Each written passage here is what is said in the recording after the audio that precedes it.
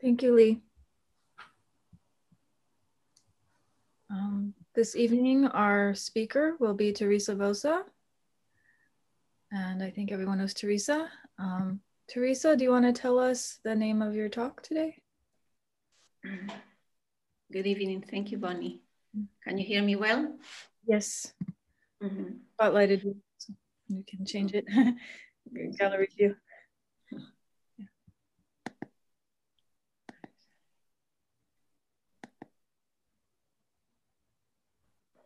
Yeah.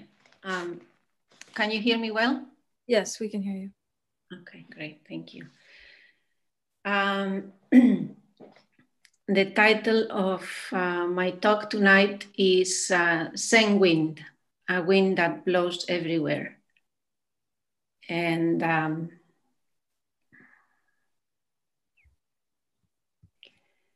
I like the name that my parents gave me when I was born, Teresa.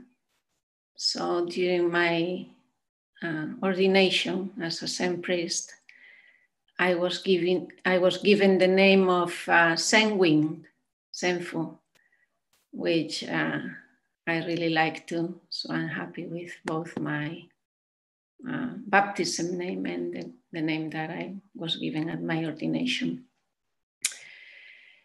So Zen Wind,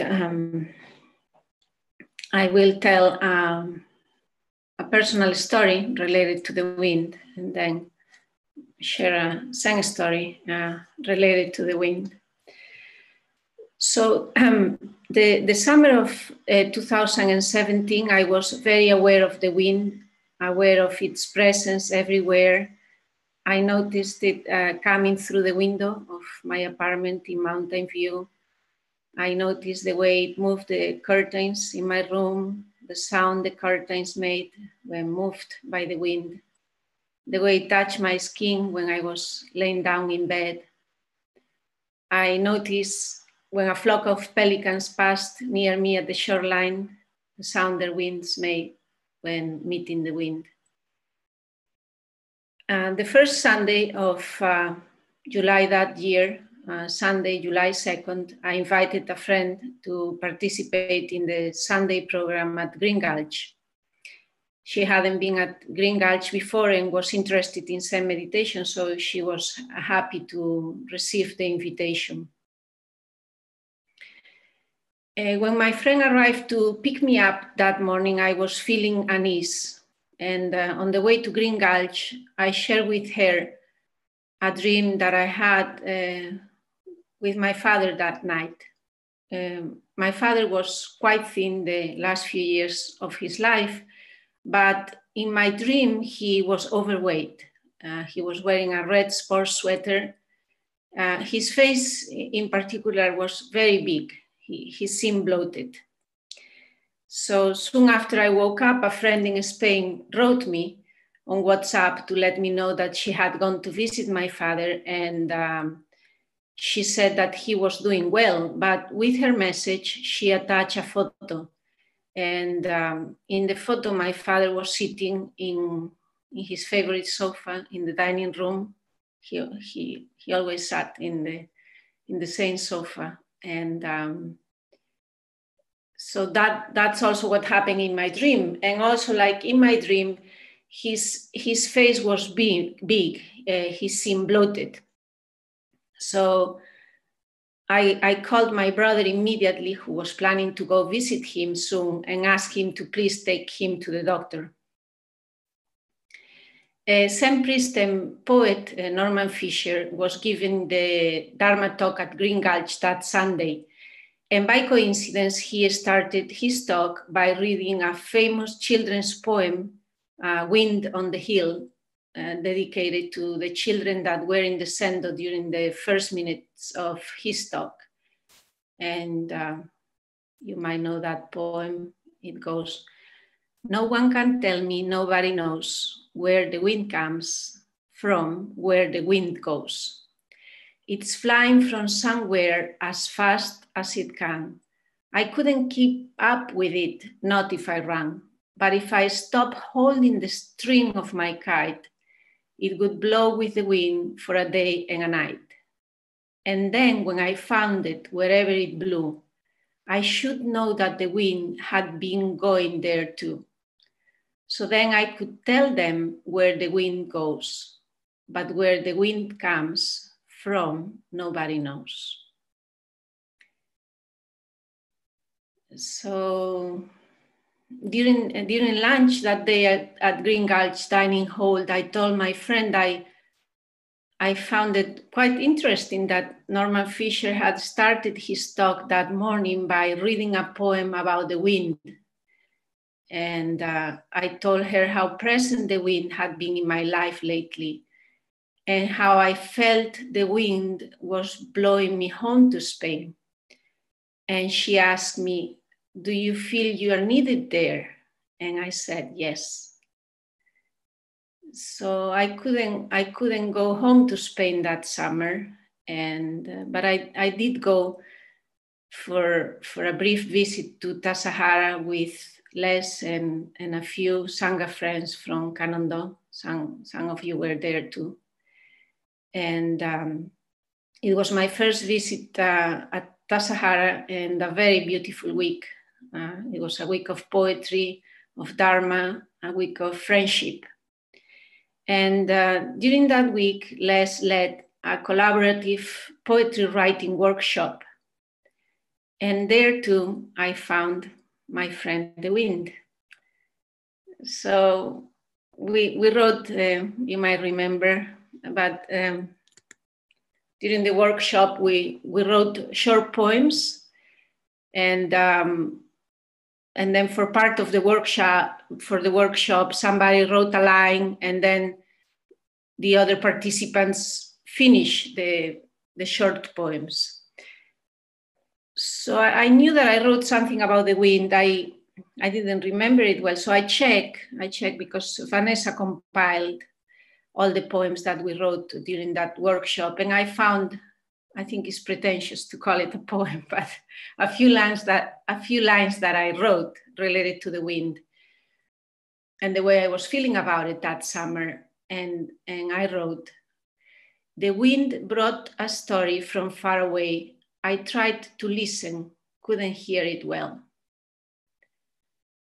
So my father passed away suddenly of a heart attack soon after we returned from Tasahara.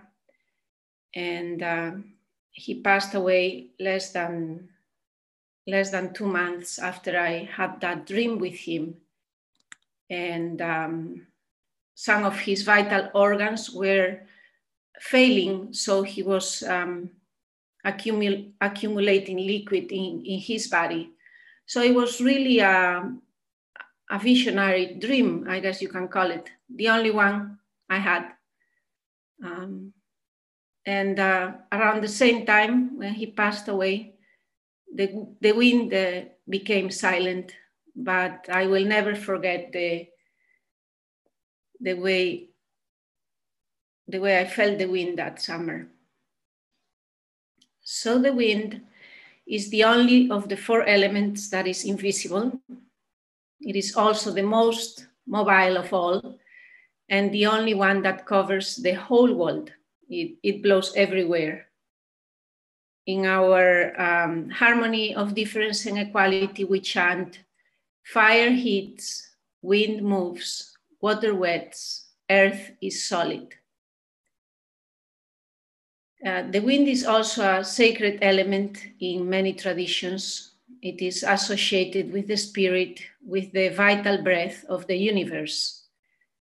The Old Testament describes how before God created the heavens and the earth, there was a silent wind that was called God's Spirit. Another expression of the wind is the gift of air or breath. And the second creation story talks about how God breathes divine spirit and life into the human person he created, animating the human into a living being. So God, as a result, is as close to us as our very breath.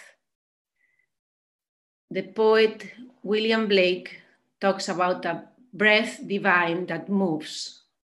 That breath divine, he says, it is love. In the Cherokee tradition, the wind is associated with the east and with the spring. And the east is the place of the rising sun and new beginnings. And spring, as we know, is a season of blossoming and new life.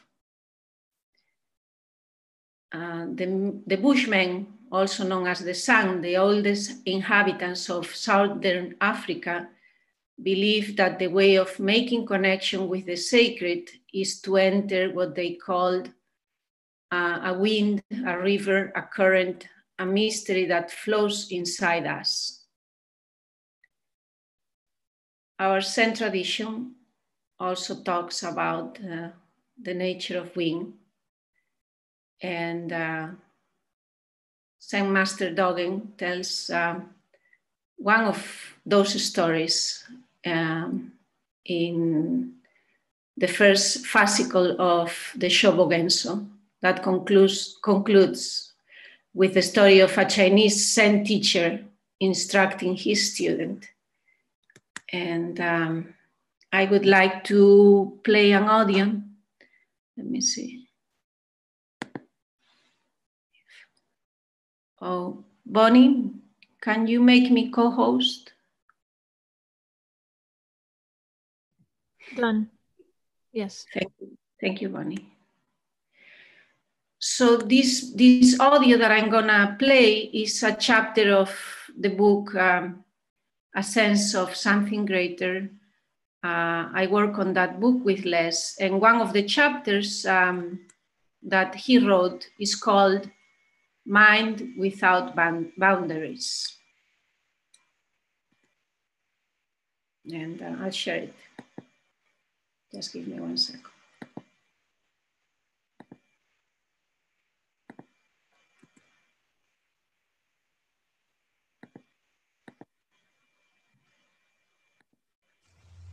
Mind Without Boundaries. The writings of Zen Master Dogen, the 13th century founder of Soto Zen Buddhism in Japan, are familiar to serious Zen students. The first fascicle in his epic work, the Shobogenzo, concludes with the story of a Chinese Zen teacher instructing his student. One day, when Zen Master Bao Shi was fanning himself, a monk approached and asked, "The nature of the wind never changes and blows everywhere. So why are you using a fan?" The master replied, "Although you know that the nature of the wind never changes, you do not know the meaning of blowing everywhere." The monk then said, "Well, what does it mean?"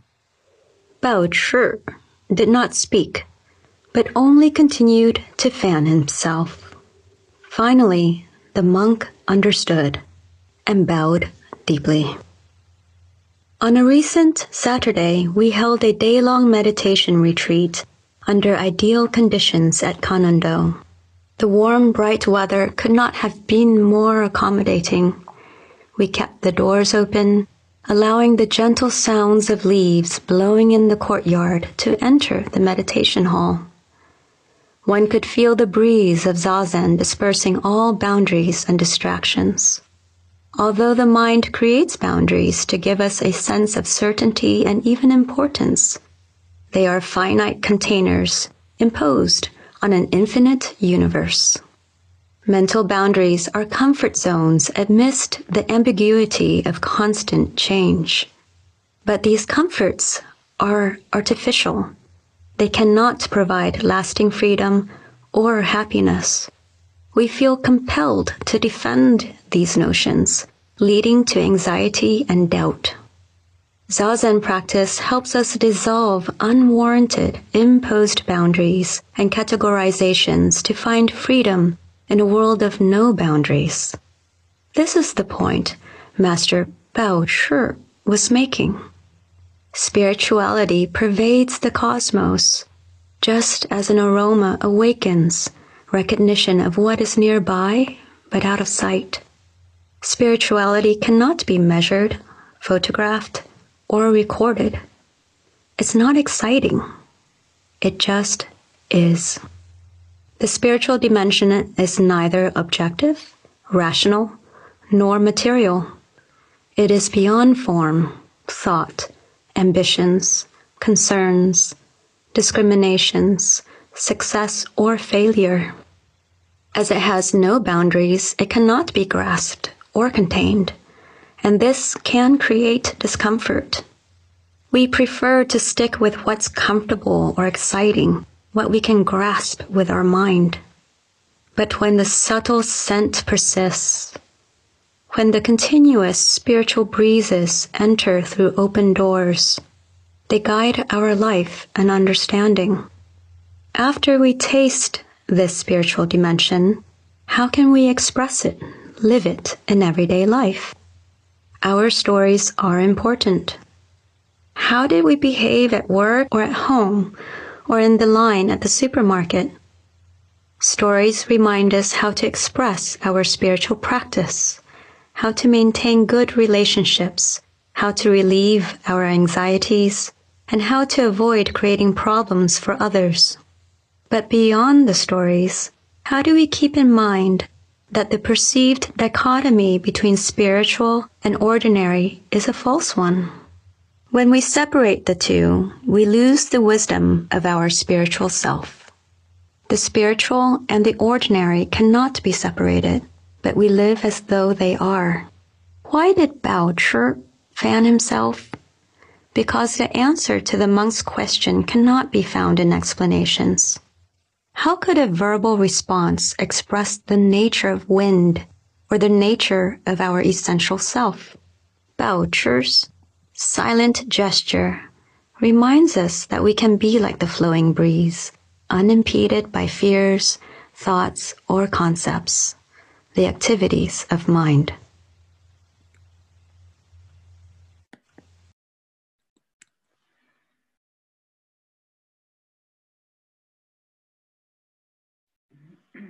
So, thank you very much. This was my talk tonight. Now we can have a discussion. Thank you very much, Les, for the beautiful name that you chose for me. I hope to be like the same wind and never forget that blows everywhere. Thank you.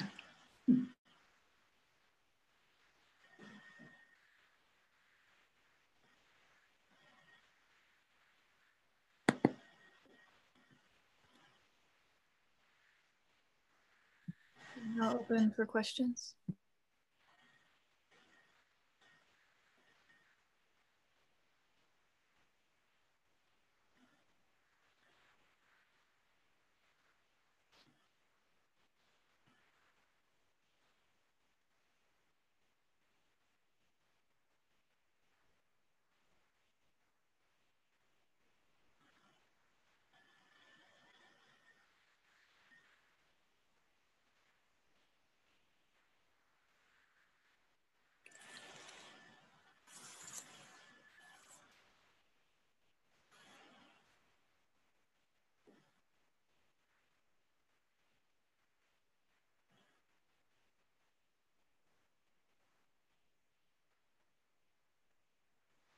Diane?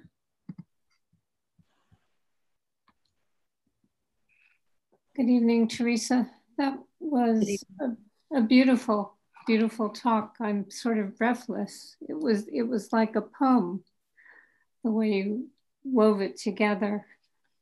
I remember after your dad died and we had a service for him in the Zendo, I remember you talking so lovingly about him and your memories of him.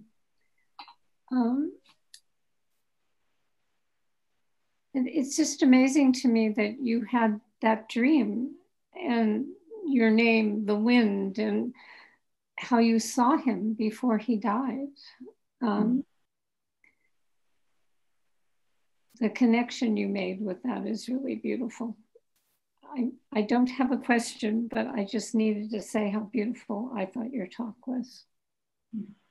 Thank you, Diane. After he passed away, when I was going back to California, it was a very, very, very long trip. And I think it was when I really said goodbye to him. So I had to take a flight early in Madrid. And I couldn't fly from Galicia, the region of Spain where I come from, because there were no flights that early in the morning. So essentially I had to take a bus from a city near where I live. And so my friends drove me to this bus station, and that's the bus station where my father used to take me when I was in college. So then I took that bus, and it was a very long trip because you had to cross half of Spain by bus. It was like a maybe 7-hour bus trip. And we were going through very sleepy towns in Spain. And there was this movement, and I was looking at the buildings, people were sleeping, the lights were off. And I had this impression that I was moving and everything was very solid, but me. But then, since my father passed away, so suddenly I couldn't say goodbye to him. And that the lack of that, the fact that I didn't arrive on time and I couldn't hold his hand, it was very hard for me. So during that bus, I was half asleep and half awake. And I saw him, he was a musician when he was young. He played the saxophone and he loved music and dancing. So I saw him dancing and he was wearing a red sweater, like in my original dream, when I dreamt that something was wrong with him. So he seemed very happy and I distinctively felt the touch of his hand. Oh. It was really amazing. And that was the goodbye. Yeah. Thank you. Nick? Hi, Teresa. Thank you for your talk. I'm wondering if you wouldn't mind saying more about the relationship between dreams and our Zen practice. And the reason why I ask is because prior to my relocation to the Bay Area, and before I started practicing at Kenindo, my Zen practice was in the Korean Zen schools. And there's a big emphasis put on what type of things might manifest in your dreams. And maybe if you're working on like a koan, or if there's like a hwadu that you're keeping like a question, a lot of times it will kind of present itself in whatever your dream state is. And I think it's because the belief is that when you're dreaming, you're in a place where the mind is fully functioning, but it's completely dropped its ego. And I'm just wondering, since your talk kind of addressed your own experience with dreams in your practice, if you might be comfortable sharing some more words about that. Well, thank you for your question, Nick. I haven't reflected much on dreams, or I don't know if there is much written about it in Zen literature. My father dreamt a lot when he was young. I think I got that from him. Well, a few years before he died, he told me this beautiful dream he had. He said, last night I dreamt that you were knocking on the door with your hand, and you were knocking, very, very, very, pom, pom, pom, pom, pom, pom, pom, pom, pom. And then he said, and then at one point he said, I'm coming, and he woke up. And that was nice. I was completely, I don't know what's the word, about this dream that I had with him. And I read that other people had, this kind of dreams where you kind of, you can forecast the future, what's coming, or, or other dreams that inform your practice. Sometimes I do have dreams that I can that they can be maybe related to practice. one night I dreamt that there was a snake. I was with my mother, and suddenly I noticed there was this snake, and it was going to attack us. And in the moment that it was going to attack us, boom, I cut his head with a knife. It was terrifying. Somebody said, oh, that's like cutting delusion. I don't know, but I had that dream that I can relate to practice. So, yeah, I don't know if this answers your question. Maybe I should do some reading about dreams and what other people have wrote about it. But yeah, I guess the dreams tell a lot about our life at that moment and how we're feeling. Thank you. Thank you, Teresa.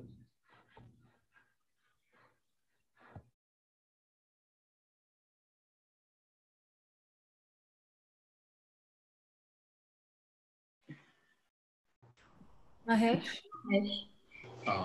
Thank you, Teresa, for your talk. That was really beautiful. So my question is around these 4 elements. Like if I remember correctly, or like based on what I read, like the body mind is created from 5 aggregates and 4 elements. I understand the 5 aggregates part, like sensations, perceptions, that kind of thing, like how the mind is created from there. But why these 4 elements, specifically like earth, water, fire, and wind? Why specifically these 4, and how is the body created from that? Like, wanted to hear more on that. Thank you. Yeah, I read that the author Thomas Merton said that we should let the 4 elements to be our spiritual directors. I haven't reflected much about fire and earth, but I definitely feel a connection to water and wind. You know, because I think they represent so much about, there's so much spirituality in them, and I can relate them so much to our practice because of the flow of water, and this idea of change that, you know, some people say is the ultimate truth of Buddhism, right? Of our practice, that everything changes. And with wind too, as I said, so many spiritual traditions consider wind a sacred element, and the connection, you know, between obviously wind, breath, air, and the fact that breath is what connects all of us, right? It connects us with other humans and plants, animals, and then plants, they produce the oxygen that we breathe. So yeah, I find a lot of inspiration in the elements. But as I said, fire and earth, I haven't thought much about it. Thank you. Thank you.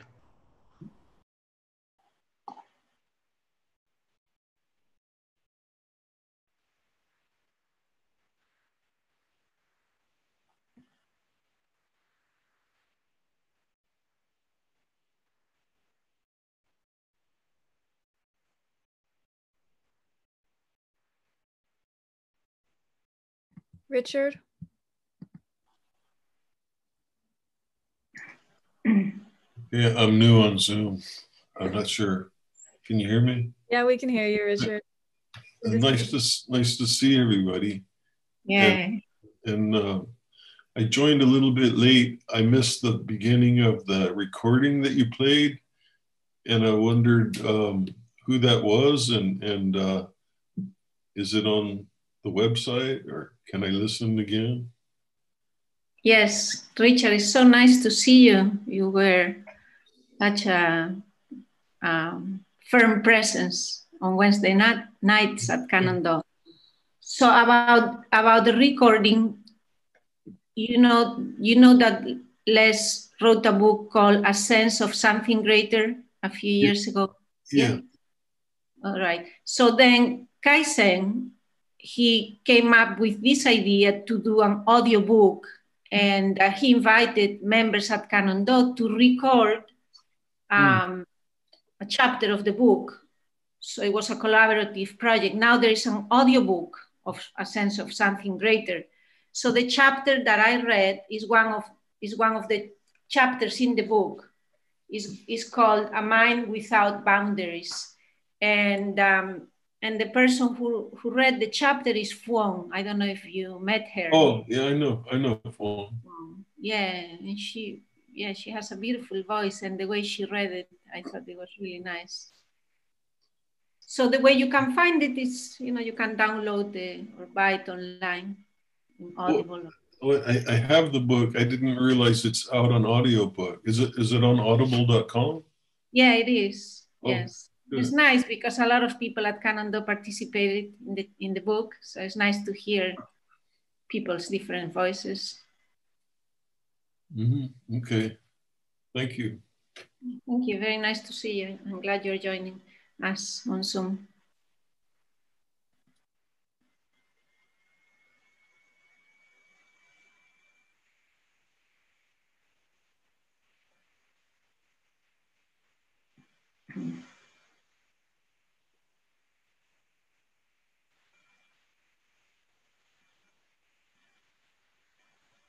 Any other questions?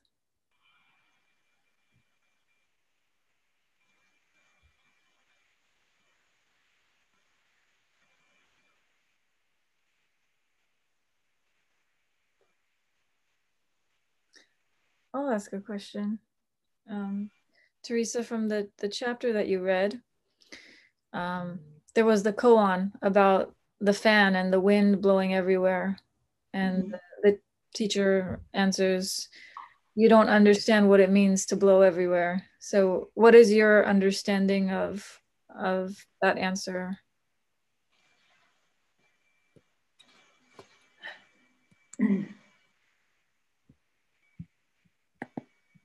Sorry, I lost the screen for a minute.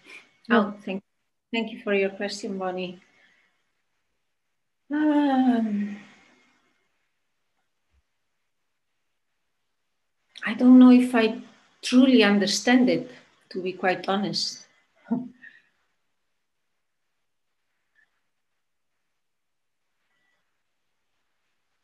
But I don't know if I truly understand what he meant.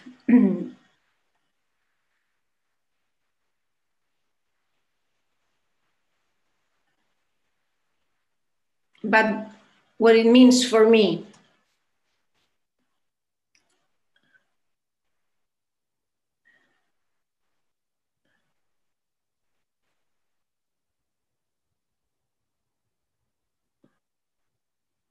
is that practice is everywhere.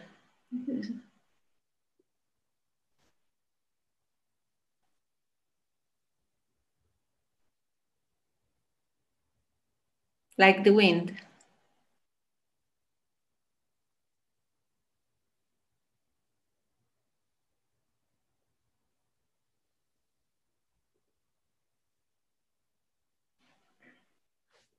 Thank you. Thank you.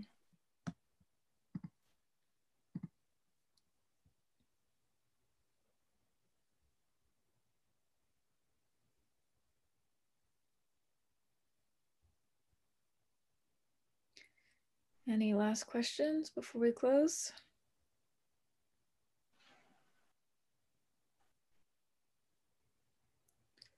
Well, thank you, Teresa, for this really lovely talk.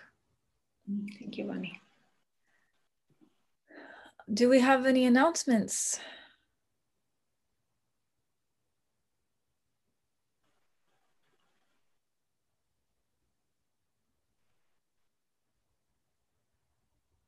Who is our speaker next week? Oh, it's Vanessa. No. Yeah. Yes, Vanessa. Yes, sorry about that. Yes, Vanessa. Vanessa, right. So Vanessa will be speaking next week on Wednesday. And no other announcements? Oh, simple evening. Okay.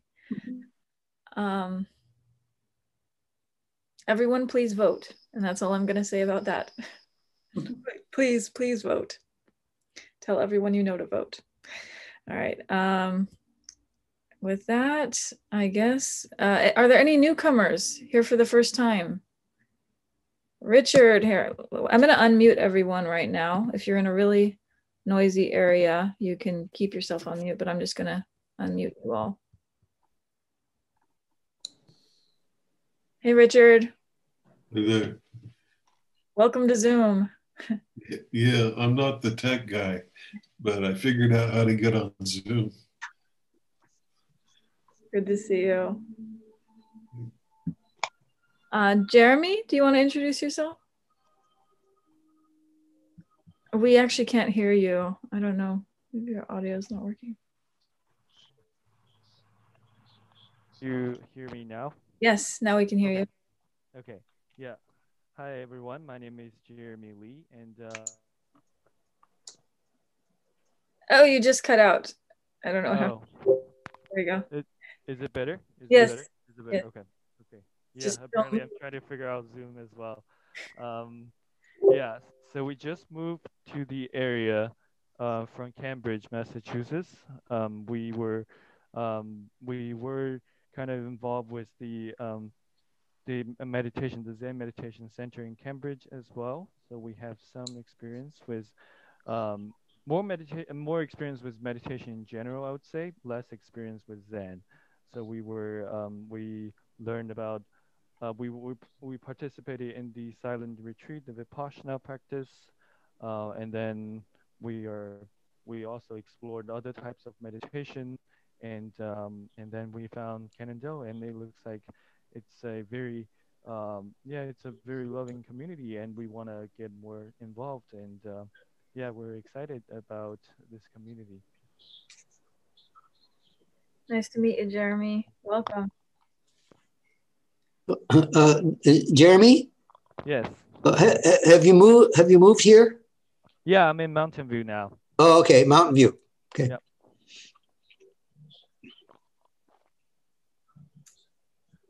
Jeremy, I hope we can meet you sometime at Canando in person. But Les is our teacher at Canando. I don't know if you saw that on the website. Yes, I did see that, and yeah, I hope to meet everyone in person soon as well. And yeah, we're excited about this. Welcome. Aaron, would you like to introduce yourself? Hi, yeah, it's me, Aaron. I've been to Canada a few times in person. I haven't really joined on Zoom yet, but it's nice to see everyone again. Yeah, hi, Aaron. I remember you. Hi, Teresa. Thank you for the talk. It was great. Oh, thank you.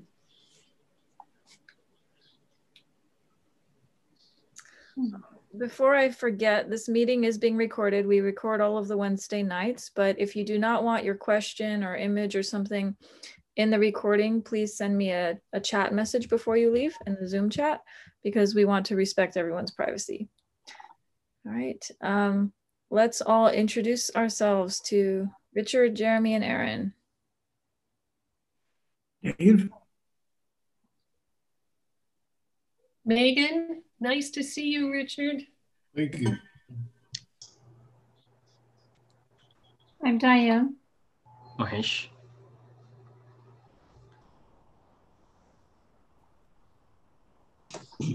I'm Les.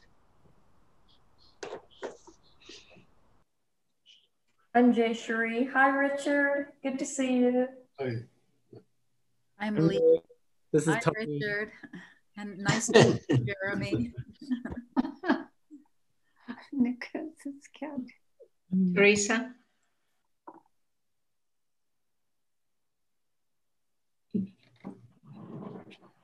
Bonnie. And we have several people who are still on mute. Maybe they're in noisy areas. Good to see you. Giuseppe, Travis, Casey, Nili. All right, with that, we will close with the 4 vows.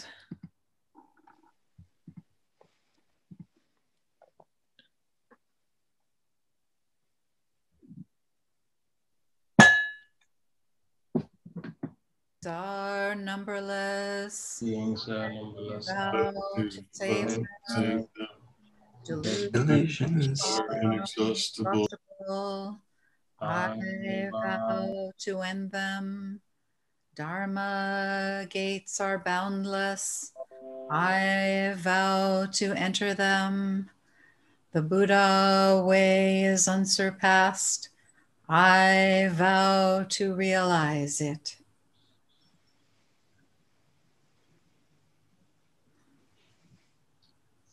Thank you, Lee. And sorry, I forgot to mention that Zoom is weird with, you can't have everyone talk at once, which means we cannot chant together so we can all hear each other. So what I try to do is mute people and then we chant on our own and then I unmute you again. So limitations of technology, but anyway, thank you. Wonderful talk, Teresa.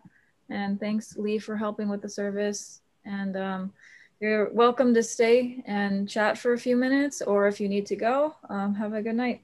Thank you, everyone. Bye. Bye. Jayshree. Would you go? Oh, hi, Jayshree. Hi, Les. Where are you now? I'm back in Florida. In Florida, okay. Good to see you. Nice to see. Nice to see everybody. Bye, Lee. Good. Okay, good night. Good night. Good night, Richard. Thank you, Teresa. Thank you, Les.